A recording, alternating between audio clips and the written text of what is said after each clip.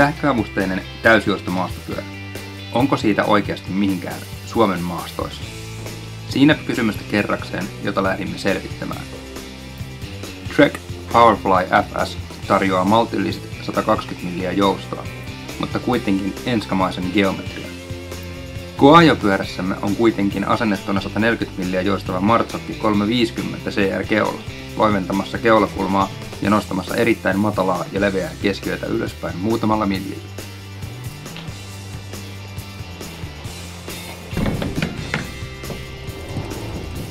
Powerflyn joustusgeometria on yllättävänkin progressiivinen.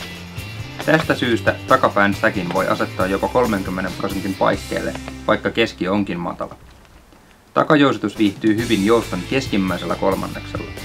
Aggressiivisemmassa ajossa viimeinenkin joustomatka tulee kyllä käyttöön.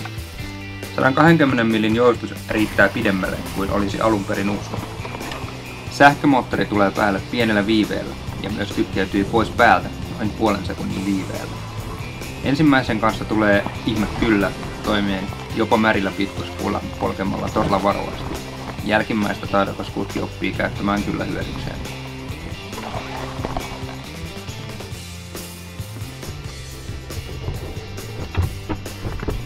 Teknisiä polkuja noustakseen pyörä vaatii perusvauhdin ylläpitoa.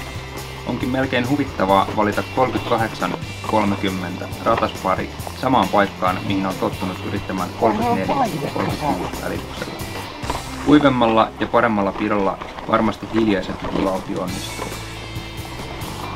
Tälle ensimmäiselle lenkille Coajo-pyörämme ajoasento on hieman takapainoinen ja sähkömoottorin maittavat 42 Newtonin vääntö keventää nousussa keulaa ehkä hiukan liiankin hanakasti.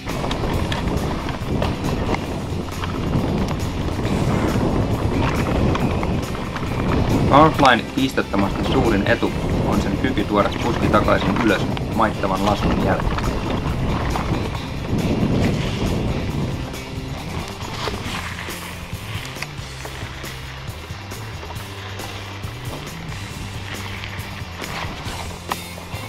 Nousun jälkeenkin syke on maltillisella tasolla ja ajohanskat vielä kuivat.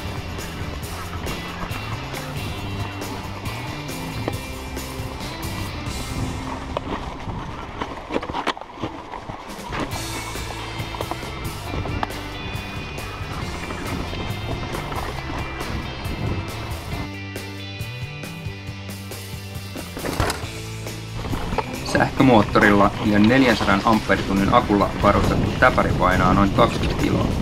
Ei tällä pyörällä bunnyhop-kisoja voiteta, mutta kyllä 20-senttiset puunrungot ylittävät vielä helposti.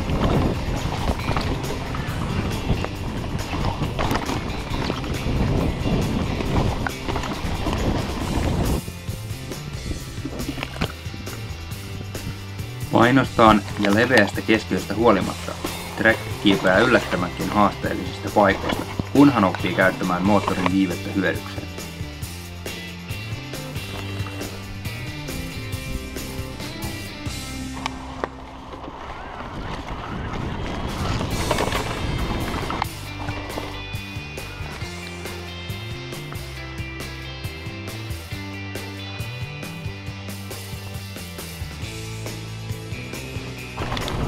Nenä alaspäin mennessä Powerfly tulee siinä missä muutkin peittyvät. Hiukka enemmän tätä saa kylläkin työstää. Ei tällä ensimmäisenä alhaalla olla. Ellei sitten tunkata välillä ylös, sitten tarina muuttuu. Trekillä on helppoa ajaa maastossa sähköavustuksen alueella ja olla rasittamatta itseään.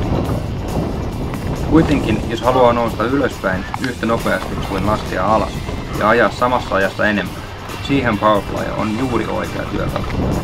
Keskinopeus nousee ja matka kasvaa. Sitä kautta tulee yhtä paljon treeniä kuin aiemminkin. Hiukan eri muodossa vain.